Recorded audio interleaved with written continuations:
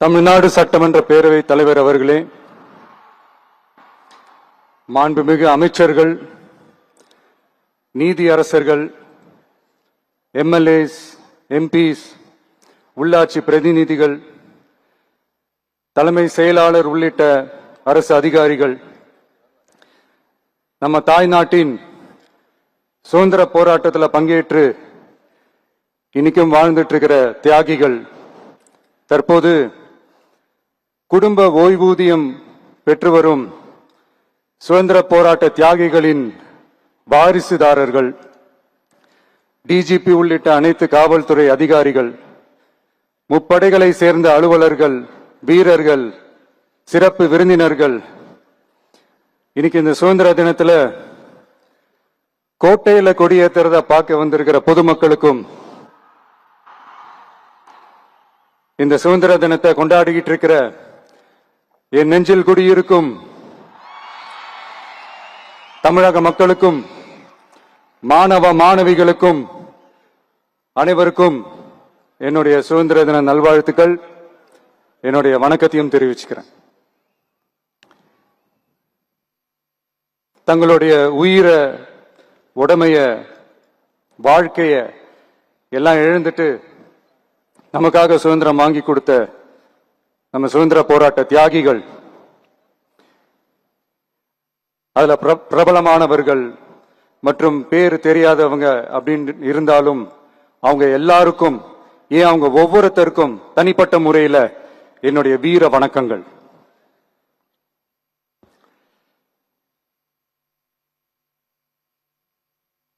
நம்மள ஒரு அடிமை மாதிரி வச்சிருக்காங்க அப்படின்னு தெரிஞ்சிட்டாலே மக்கள் மத்தியில் ஆட்டோமேட்டிக்கா ஒரு ஒற்றுமை ஒண்ணு வர ஆரம்பிக்கும். எல்லாரும் ஒரே மாதிரி யோசிச்சு ஒண்ணு சேர ஆரம்பிப்பாங்க. அப்படி ஒண்ணு சேர்ற இடத்துலதான் சாதி உடையும், மதம் உடையும், மொழி, இனம் இந்த மாதிரி எல்லாமே உடைஞ்சு நொறுங்கும். அப்படி உடைஞ்சு நொறுங்குற இடத்துல தான் நாட்டு பொருளாதாரத்தை 2036 ஆண்டுக்குள் $1.5 trillion உயர்த்திட நாம உறுதியேற்போம். மக்களே, எல்லாரும் ஓட்டு போட்டுட்டோம். உங்க அண்ணனை, உங்க தம்பிய, உங்க பிள்ளைய எல்லாரும் ஜெயிக்க வச்சு முதலமைச்சரா ஆக்கிட்டோம். அதனால நம்ம கடமையெல்லாம் முடிஞ்சிருச்சுன்னு சொல்லி யாரும் ஒதுங்கி போயிடாதீங்க. இனிமேதான் நீங்க நம்மளோடவே கூடவே இருக்கணும். உறுதியா நம்ம அரசோடவே கூட இருக்கணும். அப்பதான் உங்களுக்காக இருக்கிற எல்லா நல்ல திட்டங்களையும் என்னால செயல்படுத்த முடியும். 8 கோடி பேரோட அந்த பிரதிநிதி தான் முதலமைச்சர் பதவின்னு சொல்லுவாங்க. அதனாலதான் சொல்றேன், மக்கள் தான் ஆட்சியாளர்கள். இங்க நானு, எல்லாருமே, அங்க இருக்கிறவங்க எல்லாருமே மக்களோட சர்வன்ஸ். அப்படிதான் நான் அதை பாக்குறேன். வாங்க எல்லாருமா சேர்ந்து நம்ம கடமையை சேர்ந்து செய்வோம். நம்ம அரசுக்கு எதிரான சக்திகளையும் சரி, சதிகளையும் சரி முறியடிப்போம். நீங்க எல்லாரும் நம்மளோட இருக்கும் போது எனக்கு வேற என்னங்க கவலை? நல்லதை மட்டுமே நோக்கி நகருவோம். அப்படி நல்லதை மட்டுமே நோக்கி நகரும் உங்க அரசு உங்களுடைய எதிர்பார்ப்புகளையும் உங்களுடைய கருத்துக்களையும் மனசுல வச்சுக்கிட்டு தான் நல்ல சிறிய புதிய அறிவிப்புகளை அறிவிக்க இருக்கிறோம். அதுல ஒரு சிலதை மட்டும் இங்க நான் படிக்கிறேன்.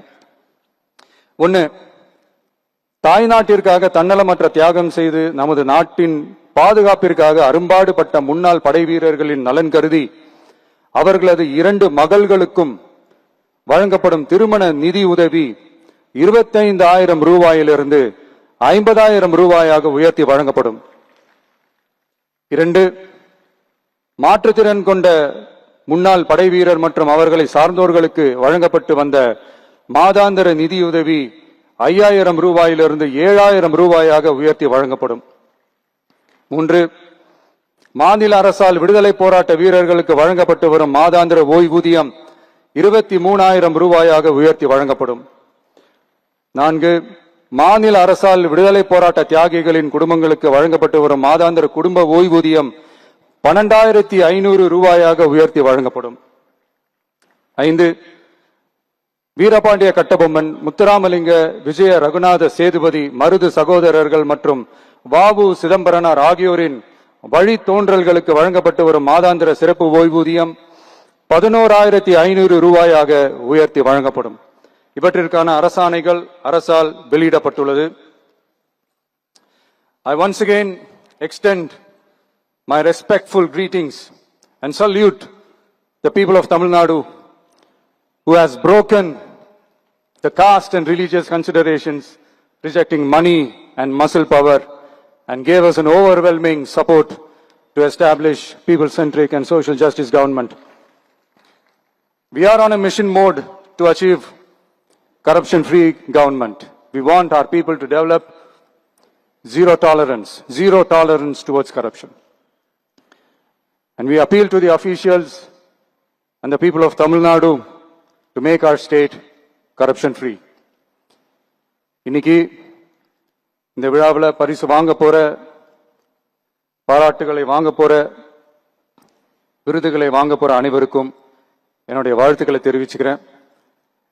இந்த விழாவை ரொம்ப அழகா ஏற்பாடு செஞ்ச பொதுத்துறை செயலாளர் அவர்களோடு சேர்ந்து அலுவலர்களுக்கும், காலையிலேயே இந்த பிராக்டிஸ் பண்ணி சிறப்பான பரேட் நடத்திய காவல்துறை நண்பர்களுக்கும், இந்த விழாவை ரொம்ப பாதுகாப்பாக நடத்திய காவல்துறை அதிகாரிகளுக்கும், ஊடகத்துறை நண்பர்களுக்கும், சமூக ஊடகத்துறை நண்பர்களுக்கும் என்னுடைய மனமார்ந்த நன்றியை தெரிவிச்சுக்கிறேன்.